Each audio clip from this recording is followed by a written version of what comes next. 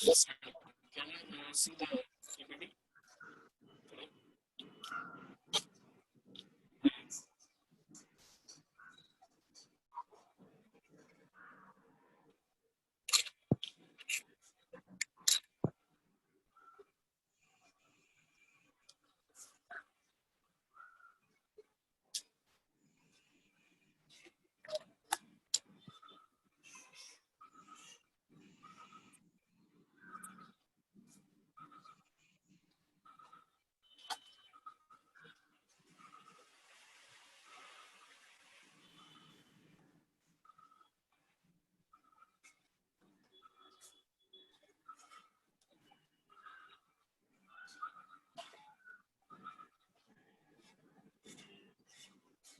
So you can start.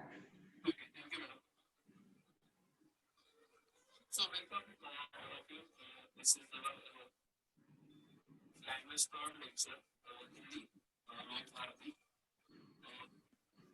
Kind number 2, lesson number 9, chapter So your voice is not clear. We are not audible.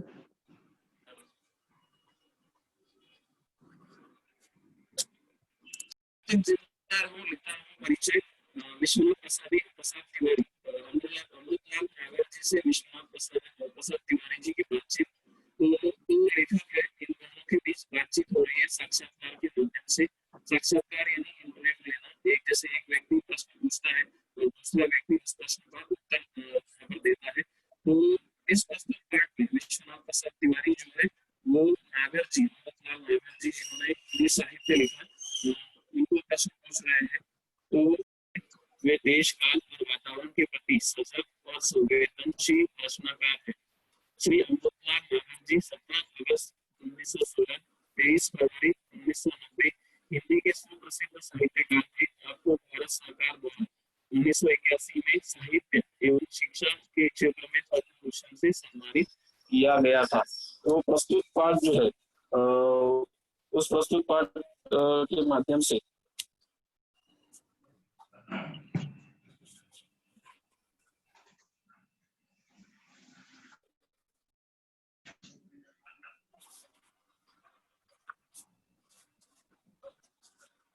नागर जी तिवारी जी नागर जी से प्रश्न पूछते हैं कि नागर जी, मैं आपको लेखन के आरंभ काल की ओर ले चलना चाहता हूँ। जिस समय आपने लिखना शुरू किया उस समय का साहित्यिक माहौल क्या था, लोगों से प्रेरित होकर और क्या आदर्श थे आपके सामने। तो पहला प्रश्न जो है तिवारी जी ने नागर जी से पूछा कि कौन सा साहित्य जो आपने लिखा उस समय साहित्यिक माहौल क्या था, यानी हिंदी साहित्य जब लिखा गया तो कौन से लोग जो थे वो आपके आदर्श थे और किससे प्रेरणा लेकर आपने लिखने के लिए शुरुआत की।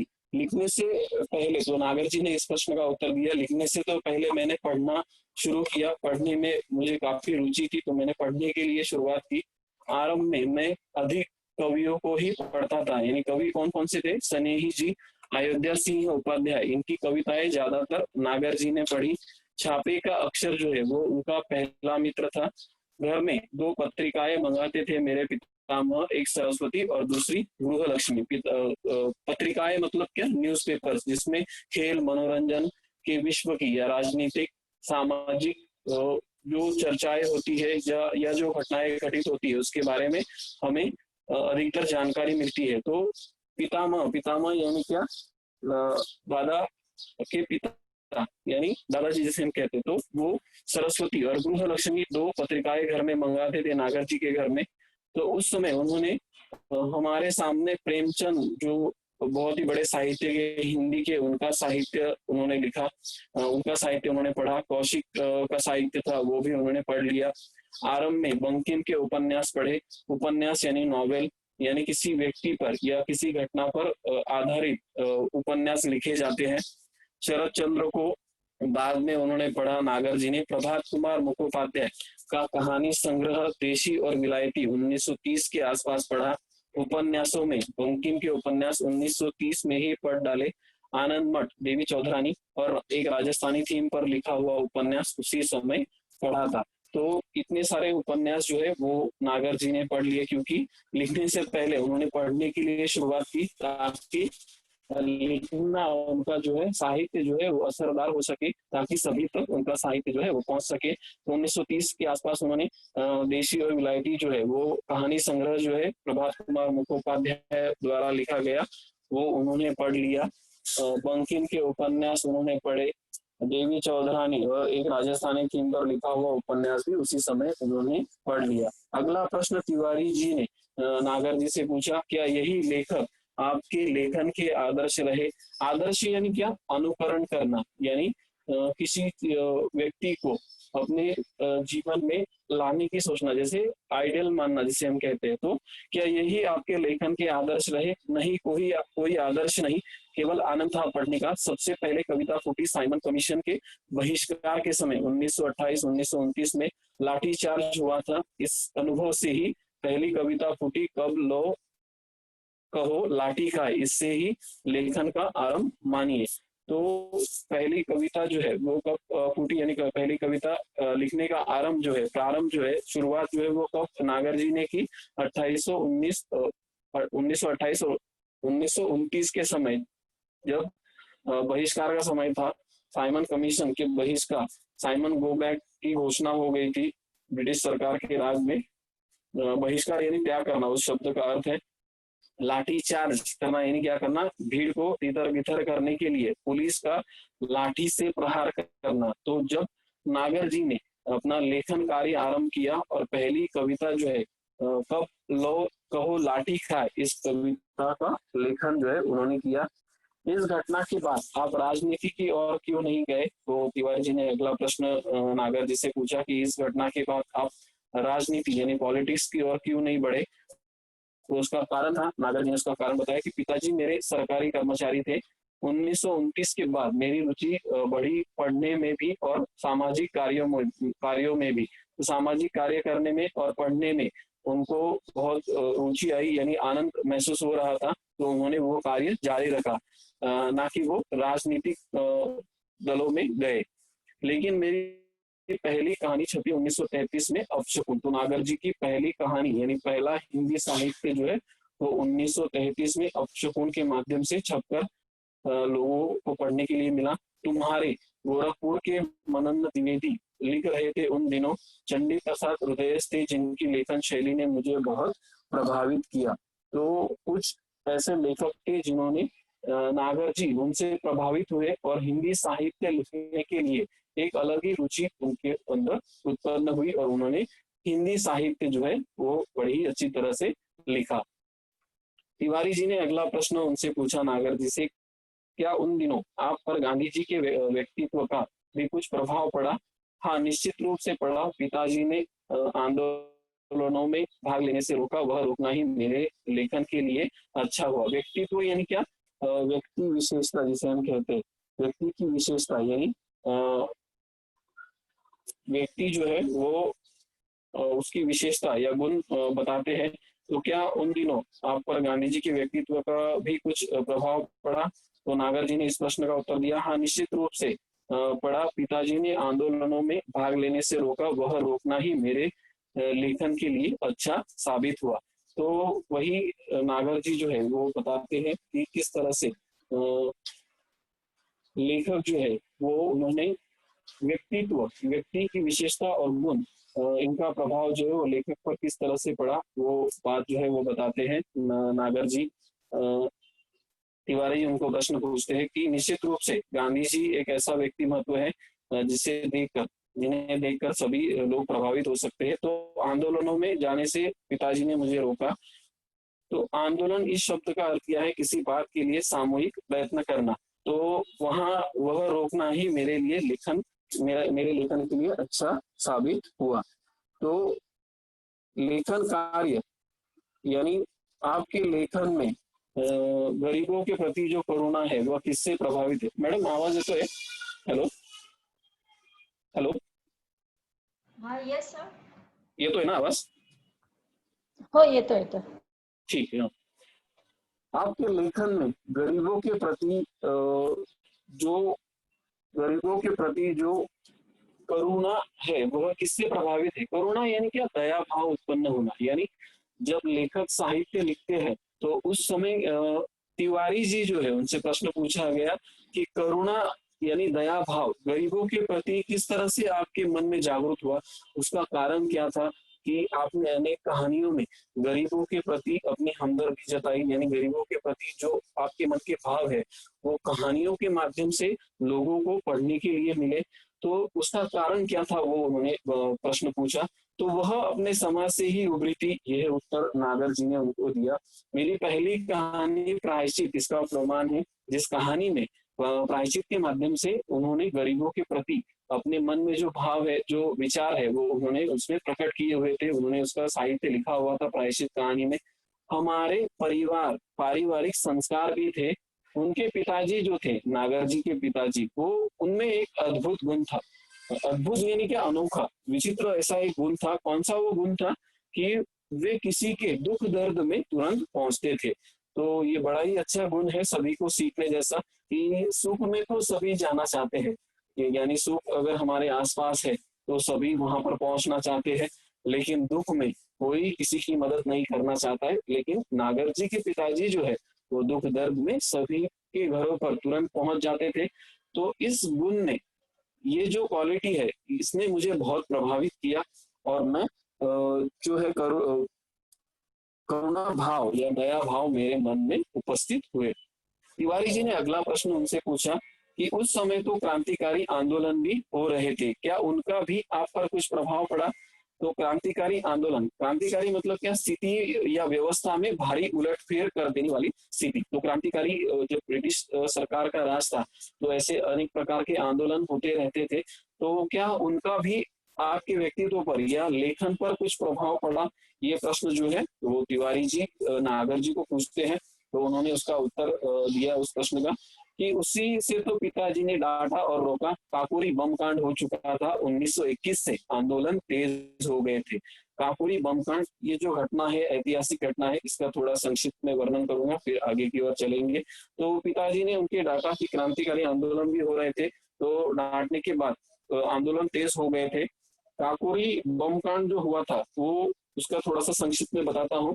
भारतीय स्वतंत्रता संग्राम के क्रांतिकारियों द्वारा ब्रिटिश राज के विरुद्ध भयंकर युद्ध छेड़ने के लिए ब्रिटिश सरकार का ही खजाना लूट लेने की एक ऐतिहासिक घटना जो 9 अगस्त 1925 को घटी।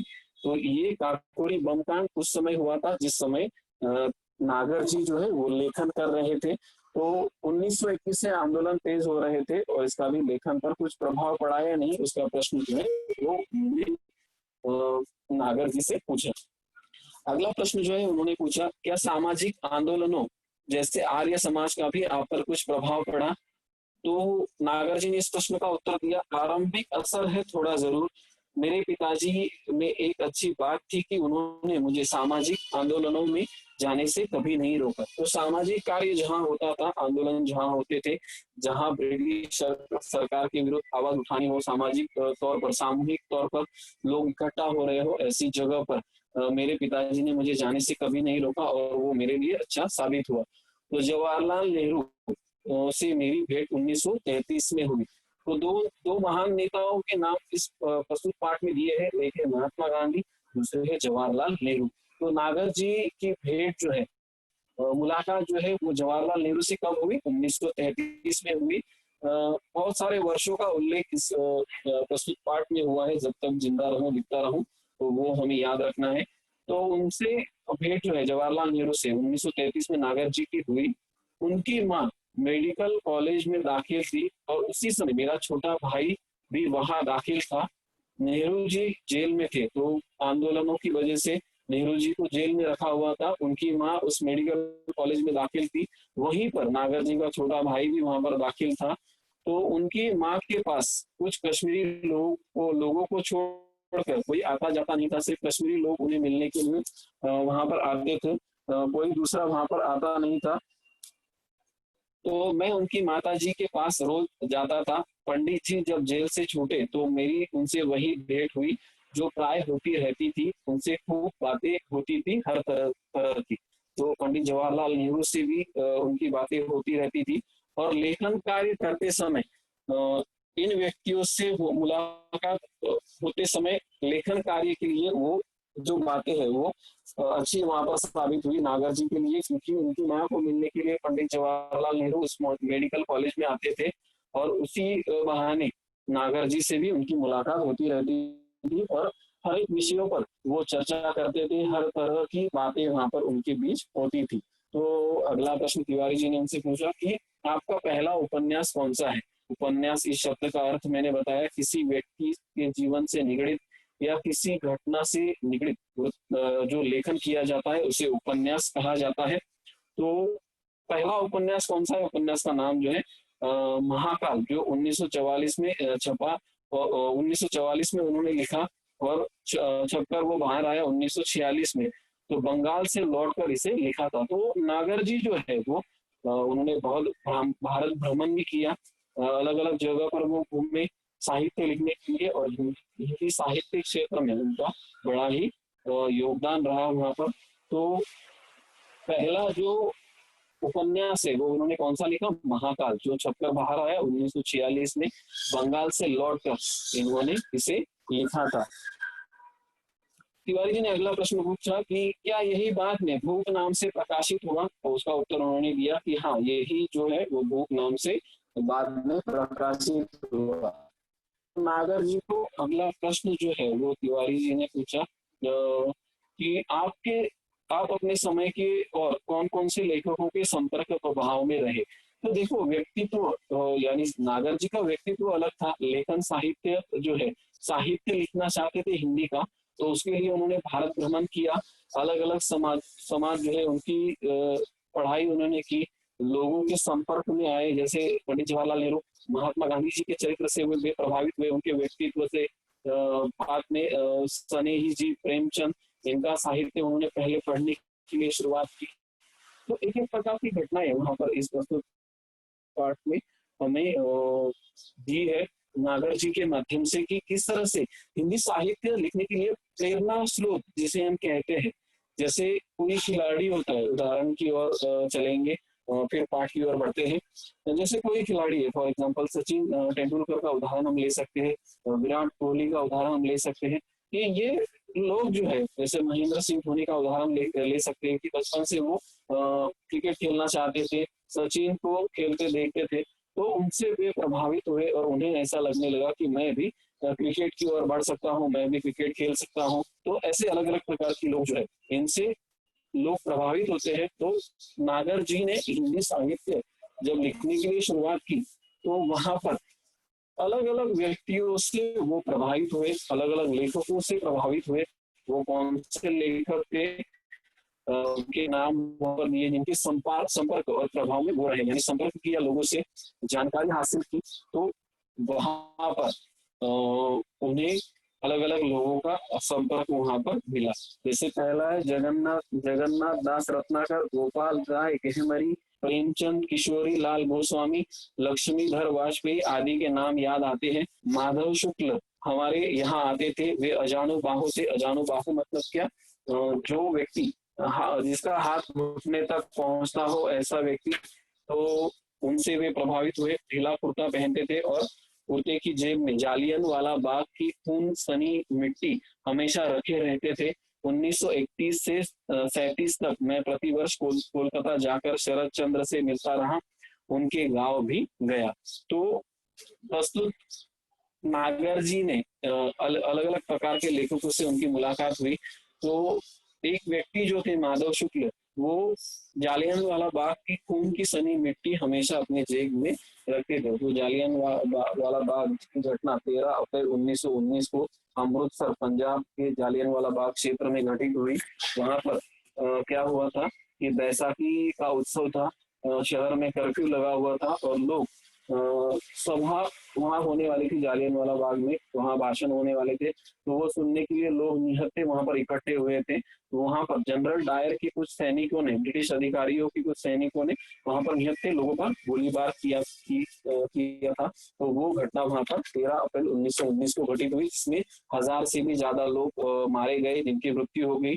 3600 लोग जो है वो घायल हुए और निहत्थे थे लोग, और खून से वहां पर वो भूमि जो है वो सन गई, और वहीं पर वही मिट्टी जो है वो अपनी जेब में रखते थे।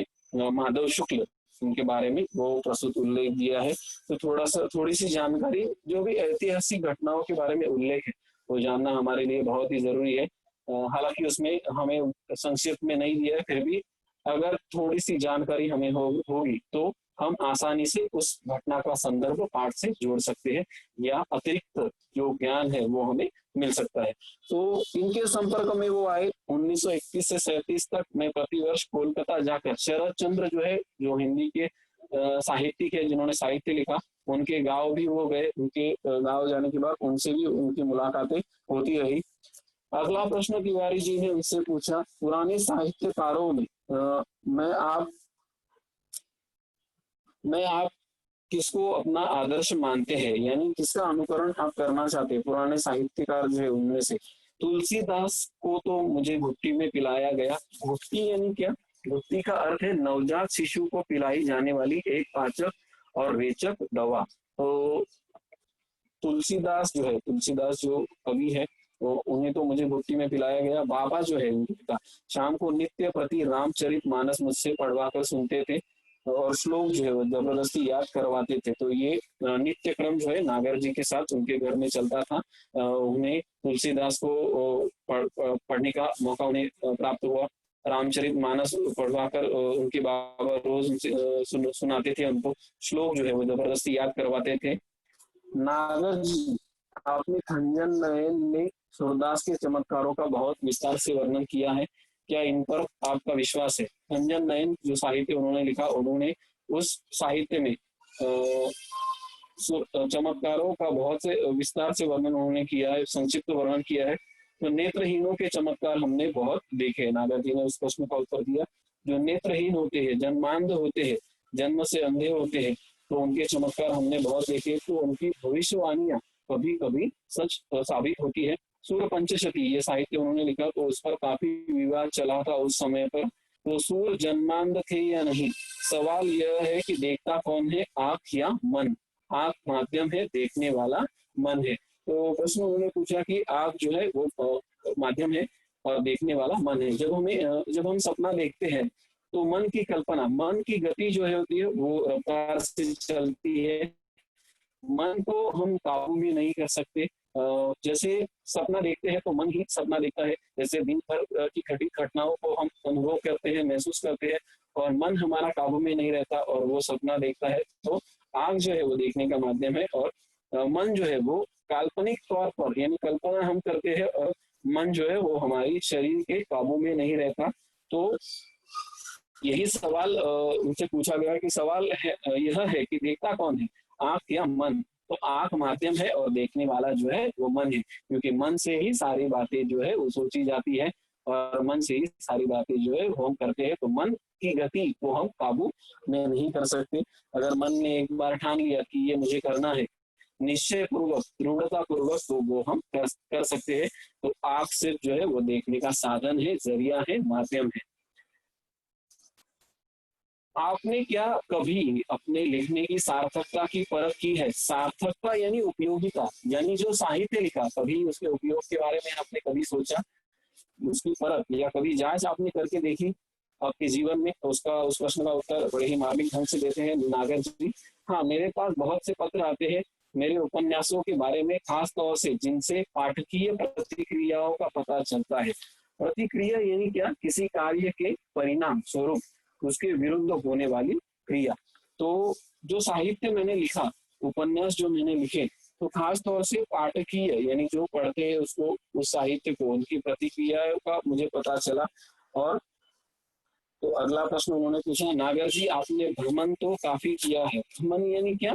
घूमना फिरना, एक जगह से दूसरी जगह जाना।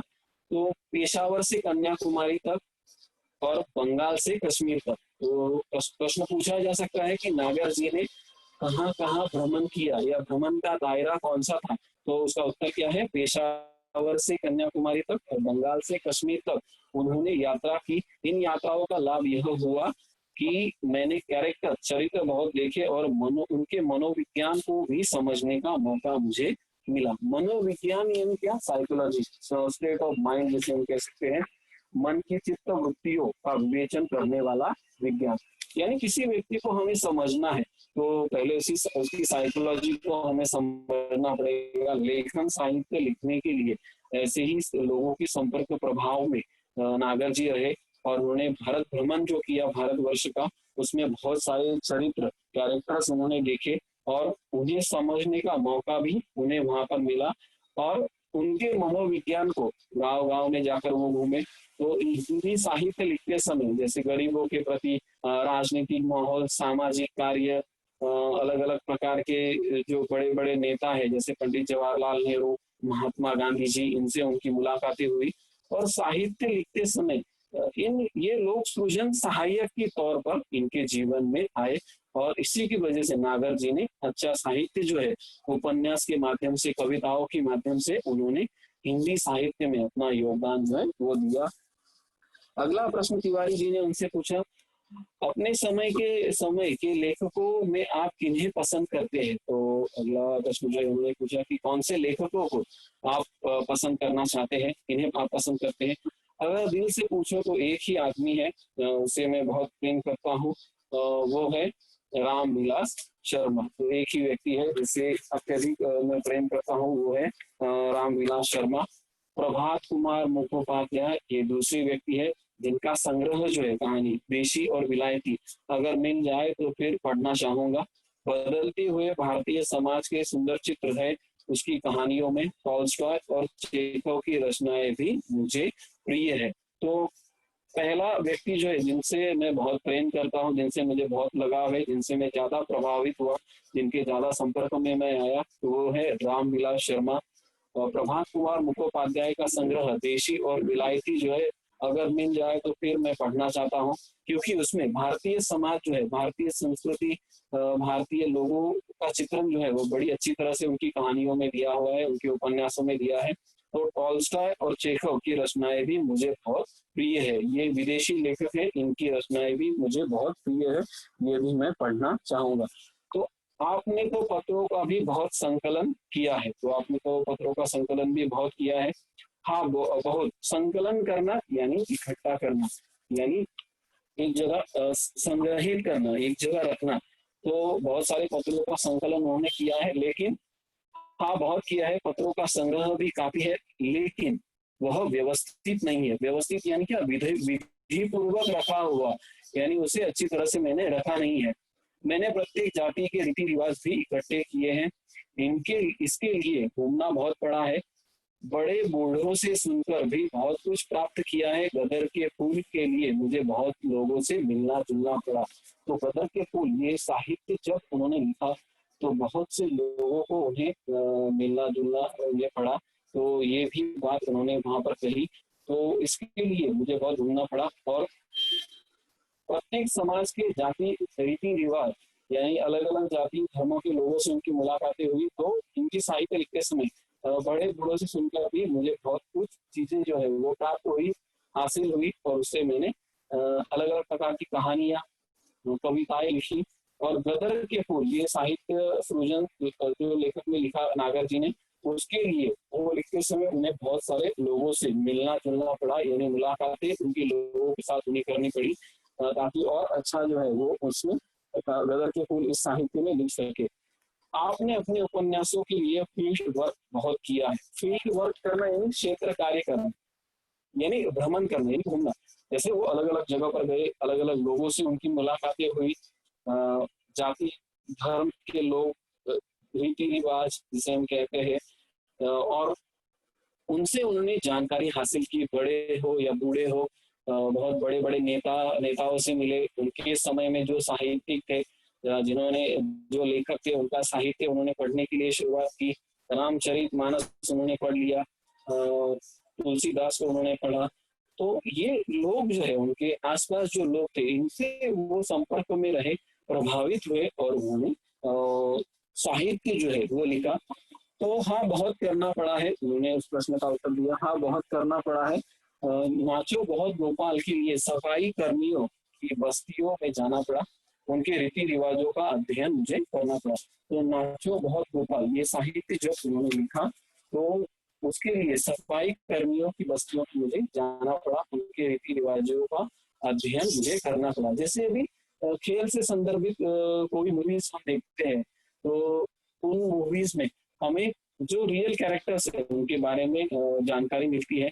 तो जो उस पात्र को प्ले करता है, जो उसकी भूमिका करता है, वह व्यक्ति जो है जहाँ उस व्यक्ति की घटना घटित हुई है वहां पर उसके संपर्क में जाकर रहता है, ताकि लोगों तक उसकी जो माहिती है या इंफॉर्मेशन है वो अच्छी तरह से पहुंच सके। अलग अलग प्रकार के सिनेमा, अलग अलग प्रकार की मूवीज आती है जिसमें जो रियल कैरेक्टर्स है उनके बारे में सीखने के लिए मिलता है। तो ऐसी कहानी जब वो लिख रहे थे सफाई कर्मियों के जीवन पर, तो उन्हें बस्तियों में जाकर उनके साथ रहना पड़ा, उनके साथ उनके रीति रिवाजों का अध्ययन करना पड़ा कि सफाई कर्मी मतलब कौन? जैसे अस्पताल में काम करने वाले सफाई कर्मी होते हैं जो झाड़ू पोछा लगाते हैं। उसके बाद शहरों में जो हमारे केडीएमसी के या बीएमसी के लोग होते हैं, महानगर पालिका के जो कर्मचारी होते हैं, रास्ते पे पड़ा हुआ जो कूड़ा कचरा उठाकर कूड़ेदान में फेंकते हैं, रास्तों को क्लीन करते हैं, झाड़ू पोछा लगाते हैं हर जगह पर, तो ताकि शहर स्वच्छ रह सके। तो सफाई कर्मियों के जीवन पर जब उन्होंने साहित्य लिखा नाचो बहुत गोपाल, तो उन्हें उनकी बस्तियों में जाकर रहना पड़ा, वहां पर जाना पड़ा और उनके रीति रिवाजों का उन्होंने अध्ययन उन्हें करना पड़ा। अध्ययन करना यानी क्या करना? अभ्यास करना। तो अभ्यास उन्हें करना पड़ा। तो नागर जी से अगला प्रश्न जो है वो पूछा गया, कौन सा वो प्रश्न था? क्या आप मन और प्राण को अलग अलग मानते हैं? तो क्या मन और प्राण को अलग अलग मानते हैं, ये प्रश्न तिवारी जी ने नागर जी से पूछा, तो उसका उत्तर उन्होंने दिया हाँ, प्राण को मन से अलग करना पड़ेगा। मन की गति जो है वो आगे तक है, प्राण को वहां तक खींचना पड़ता है। खींचना यानी विस्तार करना। मन एक ऐसा निर्मल जल है जिससे जीवन के संस्कार बनते हैं, मन प्राण से ही सदता है। तो मन की गति, गति यानी क्या? रफ्तार और चाल। जैसे पहले उदाहरण के माध्यम से मैंने सभी को बताया कि जब हम कोई सपना देखते हैं नींद में, तो मन की गति बहुत ही तेज होती है। कभी कभी हमें सपने आते हैं कि मैं बहुत बड़ा आदमी बन गया, मैं मेरे पास बहुत सारे पैसे आ गए, मैं बहुत बड़ा धनवान व्यक्ति बन गया। तो मन जैसा हमारा सोचता है वैसे ही सपने हमें आते हैं। तो मन की गति, मन की रफ्तार जो है वो आगे तक है। तो प्राण को मन से अलग करना ही पड़ेगा, ऐसा तिवारी जी जो है, नागर जी जो है वो तिवारी जी से कहते हैं कि प्राण को वहां तक खींचना पड़ता है, उसका विस्तार करना पड़ता है। मन एक ऐसा निर्मल जल है, निर्मल यानी कि पवित्र और शुद्ध है। कि मन की गति कैसी है? पवित्र और शुद्ध है। तो शुद्ध विचार अगर मन में रहेंगे तो हमारा व्यक्तित्व भी शुद्ध हो सकता है। तो जिससे जीवन के संस्कार जो है वो रहते हैं। संस्कार पूर्ण जीवन अगर हमें व्यतीत करना है तो हमारा मन जो है हमारे काबू में होना चाहिए। तो अगर मन काबू में रहेगा तो अच्छे संस्कार जो है हमारे जीवन में आ सकते हैं।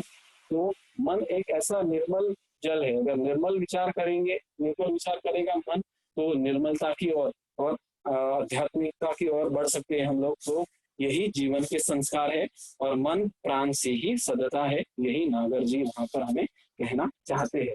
तो रफ्तार जो है, गति जो है मन की, वो बहुत ही तेज है, उसे हम काबू में नहीं कर सकते। सुर में आपने मन को ही पकड़ा है। तो लिखते समय अगर कोई साहित्य लिखना है, फॉर एग्जाम्पल अगर हमें कोई कविता लिखनी है, हम तो लेखक नहीं है, फिर भी हम सोचेंगे चलो मैं आज कविता लिखता हूँ। तो अगर जब हम कविता लिखते हैं तो लिखते समय क्या होता है कि हमें मन की गति जो है, मन हमारा सोचता है कि अगर मैं निसर्ग पे कविता लिख सकता हूँ तो मुझे क्या क्या विचार मेरे मन में उत्पन्न हो सकते हैं। मन सोचने के लिए शुरुआत करता है और उसी से हमारी लेखनी से अलग अलग प्रकार के शब्द जो है वो हम लिख सकते हैं और कविता पूरी हो सकती है। तो सुर में यानी क्या? बोलते समय आपने मन को ही पकड़ के रखा है, जकड़ कर रखा हुआ है। हाँ, सुर ने एक जगह लिखा है कि मैं 10 दिशाओं में देख लेता हूँ। तो एक जगह पर लिखा है कि सुर ने कि मैं 10 दिशाओं में देख लेता हूँ। जब पूरी प्राण शक्ति एक जगह केंद्रित होगी तो इंट्यूटिव आई बनाएगी, यानी सहज नेत्र जिसे हम कहते हैं, अंतर ज्ञान मूलक। तो पूरा कॉन्सेंट्रेशन लेवल, अगर जैसे हम कोई पढ़ाई करते हैं तो पढ़ाई करते समय जैसे आत्म केंद्रित होना, यानी पूरी प्राण शक्ति, पूरे अव्यय और पूरी प्राण शक्ति, मन, हमारा मन विचलित होता है पढ़ाई करते समय, कोई काम करते समय। तो विचलित न होते हुए अगर एक जगह पर हम केंद्रित करेंगे हमारे सारे अवयवों को, जो भी हमारे बॉडी पार्ट से अगर पढ़ने के लिए शुरुआत की तो सच्चे मन से या पूरी लगन के साथ अगर हम पढ़ने के लिए शुरुआत करेंगे तो पूरी प्राण शक्ति एक जगह अगर केंद्रित हो जाएगी तो सहज नेत्र अंतर ज्ञान मूलक वहां पर स्थिति हमारी बन सकती है। उसे ही उन्होंने इंट्यूटिव आई बनाई, सहज नेत्र बन सकती है, ऐसा उन्होंने वहां पर तिवारी जी ने जो प्रश्न उनको पूछा था कि क्या सुर में आपने मन को ही पकड़ा है, उसका उत्तर उन्होंने दिया कि मैं 10 दिशाओं में देख लेता हूँ। एक जगह लिखा है तो पूरी प्राण शक्ति अगर एक जगह पर केंद्रित हो गई तो काम आसानी से हो सकता है और मन लगाकर अगर काम किया तो उसका परिणाम भी अच्छा वहां पर निकल सकता है। ये बात उन्होंने वहां पर बताई। तो नागर जी अगला आखिरी प्रश्न उन्होंने पूछा, नागर जी हम लोगों ने आपका बहुत समय लिया बल्कि आपकी उम्र और स्वास्थ्य का भी लिहाज नहीं किया, तो हमने आपका बहुत सारा समय लिया, साक्षात्कार वहां पर हुआ, दोनों के बीच बातचीत हुई अलग अलग संदर्भ से, तो हमने समय बहुत लिया बल्कि आपकी उम्र और स्वास्थ्य स्वास्थ्य आपका ठीक नहीं है, फिर भी हमने उसके बारे में नहीं सोचा, आपको बहुत सारे अनगिनत प्रश्न पूछ लिए और ये प्रश्न उन्होंने पूछा तो तिवारी जी ने उस पर उत्तर दिया, स्वास्थ्य ठीक है मेरा, पत्नी के मृत्यु के बाद एक घुटन सी आ गई थी, लेकिन फिर मैंने सोचा कि लिखने के सिवा और चारा क्या है, तुम लोग यह मनाओ कि जब तक जिंदा रहूं लिखता रहूं।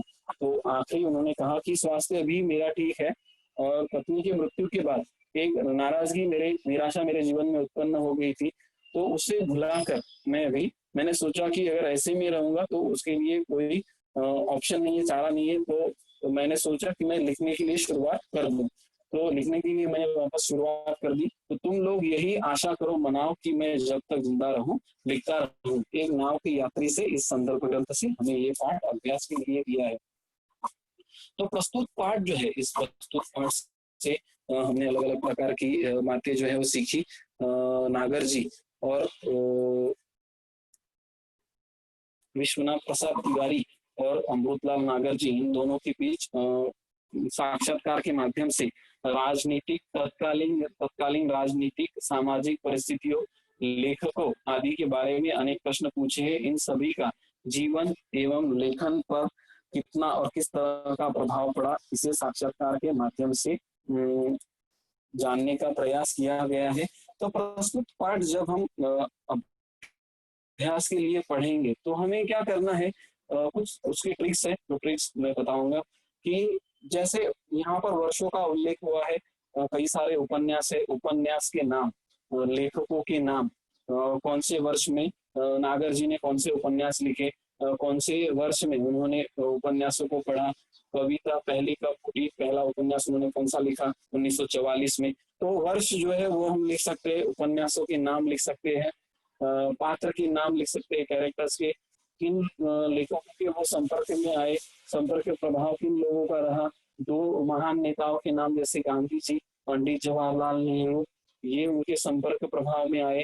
तो ये जो लोग हैं किनसे वो वे प्रभावित हुए, किस तरह से घर के उनके पारिवारिक संस्कार थे, दो पत्रिकाएं कौन कौन सी मंगाई जाती थी घर में, एक सरस्वती और दूसरी गृह लक्ष्मी, आरंभ में उन्होंने कौन से उपन्यास पढ़े, बंकिम के उपन्यास पढ़े, प्रेमचंद का साहित्य पढ़ा, कौशिक का साहित्य पढ़ा, शरद चंद्र को बाद में पढ़ा, उनके सबसे प्रिय थे रामविलास शर्मा, शरद चंद्र के गाँव वो जाकर आए, उसके बाद माधव शुक्ल जो थे तो वो जालियन वाला बाग इस ऐतिहासिक घटना से जुड़े हुए थे, तो उनका भी संपर्क उनके जीवन में आया। तो ऐसे अलग अलग प्रकार से हम उस पाठ को याद कर सकते हैं। तो याद करने का ये अच्छा तरीका है, पहले पात्रों के नाम लिखिए, जो जो कैरेक्टर्स इसमें है, लेखकों के नाम है, बड़े बड़े नेताओं के नाम है, उसके बाद दो लेखकों के नाम जो दिए है, तो विश्वनाथ प्रसाद तिवारी और नागर जी, ये दो उस लेसन के पात्र हैं जिनके बीच बातचीत हो रही है अलग अलग विषयों के माध्यम से। उपन्यास कौन से लिखे, कविताएं कौन सी लिखी, साहित्य कौन सा लिखा, कौन से वर्ष में लिखा गया, और किस तरह से आंख और मन इनका माध्यम दिया है, किस तरह से गरीबों के प्रति करुणा भाव, दया भाव उनके मन में उपस्थित हुआ, दुख दर्द में जैसे उनके पिताजी पहुंच जाते थे तो उनसे वे बहुत प्रभावित हुए नागर जी, सामाजिक आंदोलनों में उन्होंने भाग लिया, उसका भी उन पर कुछ प्रभाव पड़ा। साहित्य लेखन करते समय यह सृजन सहायक हुआ, सहायता उन्हें मिली ये साहित्य लिखते समय, ताकि वो अच्छी तरह से अपना हिंदी साहित्य जो है वो लिख सके।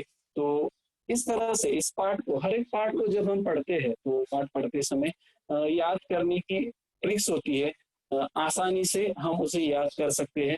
पात्रों के नाम याद रखिए, घटनाएं कौन सी घटित हुई है उसे याद करना है।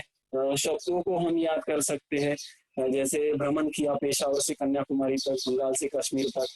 तो ये अलग अलग प्रकार की जगह के नाम, पात्रों के नाम। कविता पहली Simon commission, Simon go back, ये भी एक ऐतिहासिक घटना है। बहिष्कार के समय 1928-29 में ये जो घटना घटित हुई, उस समय पहली कविता फूटी, उसका नाम है कब लो कहो लाठी खाए। तो ये अलग अलग प्रकार की चीजें जो है वो इस पाठ को अच्छी तरह से याद रखने के लिए हम यूज कर सकते हैं। एक पूरा कागज ले सकते हैं, उसमें हम ये सारी घटनाएं वर्ष के माध्यम से, लेखकों के नाम ये हम लिख सकते हैं, और उसे 1 2 बार 3 बार पढ़ने के बाद आसानी से ये याद हो सकता है। तो प्रश्न जब पूछे जाएंगे, संजाल पूर्ण कीजिए, आकृति पूर्ण कीजिए, रिक्त स्थानों की पूर्ति कीजिए, या मैचअप्स यानी मैच द कॉलम्स, जोड़ियों को मिलाइए, ऐसे प्रश्न जब पूछे जाएंगे तो अगर हमें संग्रहों के नाम मालूम है, लेखकों के नाम अच्छी तरह से मालूम रहेंगे, तो हम उसे जोड़िया जो है उसकी मिला सकते हैं, और 2 अंक जो है वो हमें प्राप्त हो सकते हैं।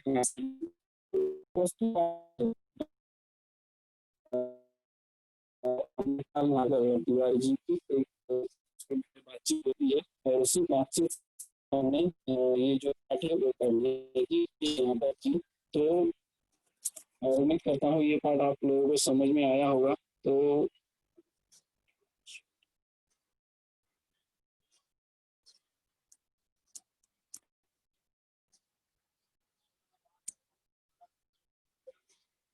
तो ये पाठ हमने आज उसका अभ्यास आज किया। तो उसके बाद जो है, हाँ मैडम, हेलो, हेलो मैडम, आवाज तो है।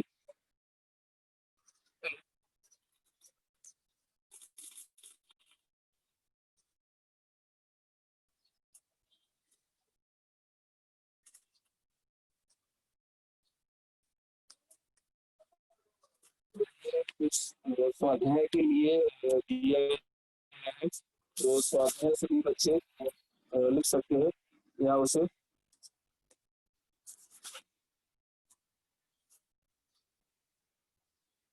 स्वाध्याय के प्रश्न दिए हैं। स्वाध्याय के प्रश्न आकलन कृति उत्तर लिखिए। नागर जी अपने पिता जी के स्कूल से प्रभावित थे। नागर जी के पिताजी ने उन्हें इनमें भाग लेने से रोका। परिषद में आए 2 महान नेताओं के नाम। नागर जी के लेखन की विशेषता। नागर जी की पहली कहानी का नाम। नागर जी के भ्रमण का दायरा। नागर जी के प्रिय विदेशी लेखकों के नाम लिखिए। तो ये प्रश्न दिए है, इन प्रश्नों को हम लिख सकते हैं स्वाध्याय के तौर पर, असाइनमेंट के तौर पर। ठीक है, तो ये प्रश्न दिए हैं, इनका पढ़ा और इसे हम लिख सकते हैं। ठीक है, उम्मीद करता हूँ कि ये पाठ आप सभी को समझ में आया होगा।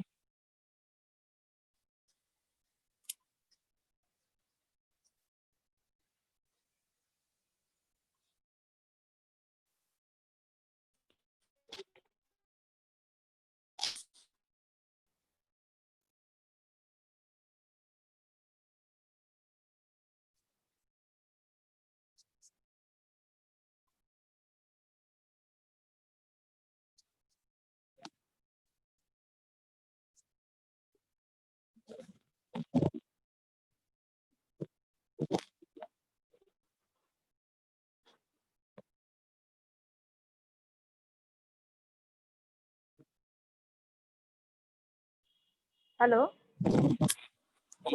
Sir, we'll stop our lecture. Okay, Huh? Okay.